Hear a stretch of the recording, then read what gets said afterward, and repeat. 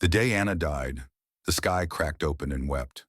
I stood in the rain, watching my son, Tom, collapse against the hospital wall, his sobs swallowed by the storm.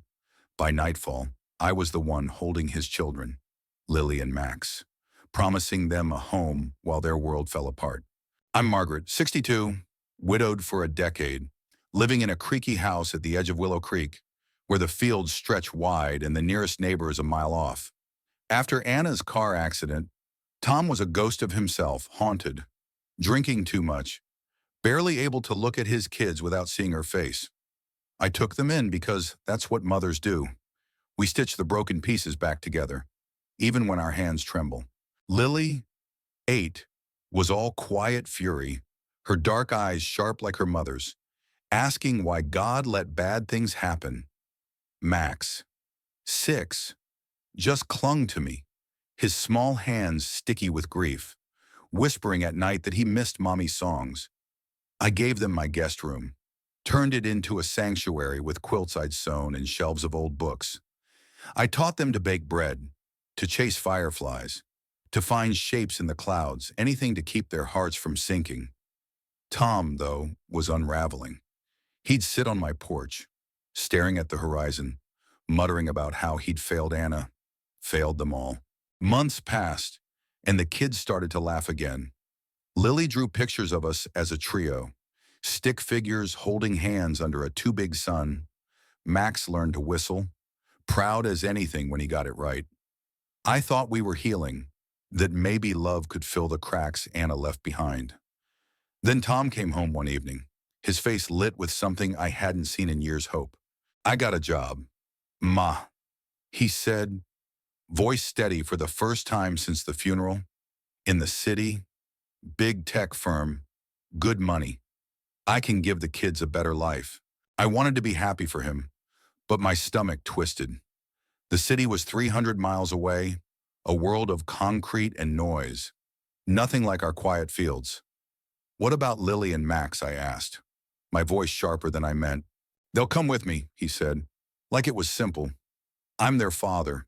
I need to step up. Step up. The words stung, like I'd been holding his place and now he was ready to reclaim it.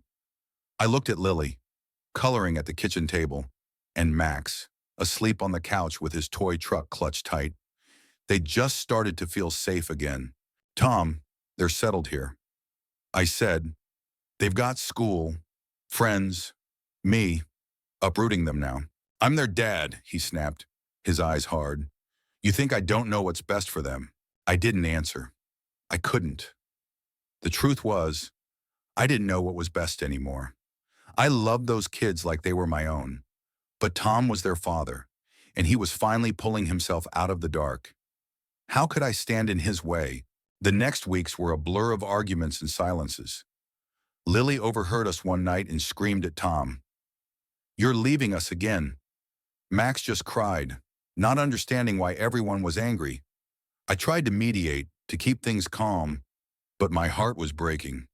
I'd lost my husband, then Anna, and now I was losing the kids who'd brought light back into my life. The day they left, I packed their things with care, Lily's drawings, Max's truck, the quilts I'd made. I hugged them so tight I thought I'd never let go. Lily whispered, will you visit us? Grandma and I promised I would. Even though the city felt like another planet, Tom barely looked at me as he loaded the car, his jaw set, his mind already on the future. Take care of them, I said, my voice cracking. I will, he said, and for a moment, I saw the boy I'd raised stubborn, but good. Then they were gone, taillights fading down the dirt road. The house was too quiet after that.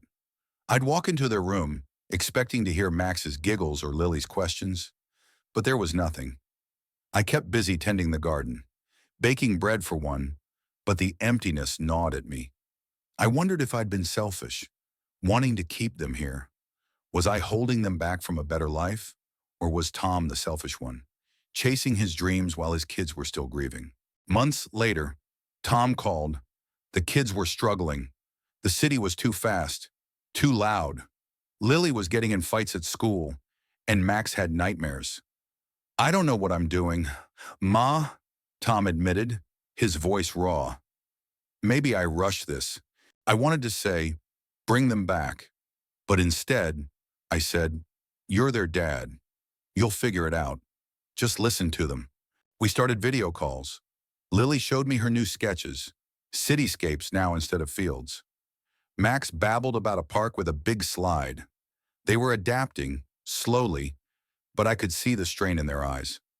Tom was trying reading them bedtime stories, taking them to museums, but he was stretched thin, working long hours to prove himself at the job. One weekend, they came back to visit. The kids ran through the fields like they'd never left, laughing and chasing each other. Tom watched them, his face softer than I'd seen in months. I thought the city would fix everything, he said quietly, but maybe I was running from the pain. I put my hand on his. You're doing your best. Tom, that's all any of us can do. That night, we sat around the fire, roasting marshmallows. Lily leaned against me. Max curled up in Tom's lap. For a moment, it felt like we were whole again, but I knew they'd leave in the morning, back to the city, back to their new life. I don't have answers. I don't know if Tom made the right choice, or if I should have fought harder to keep the kids with me. All I know is that love is messy, and family is messier. Sometimes doing what's best hurts everyone involved. What do you think, was Tom right to take the kids to the city for a better life? Or should he have stayed in Willow Creek, where they were healing? Share your thoughts. I'd love to hear them.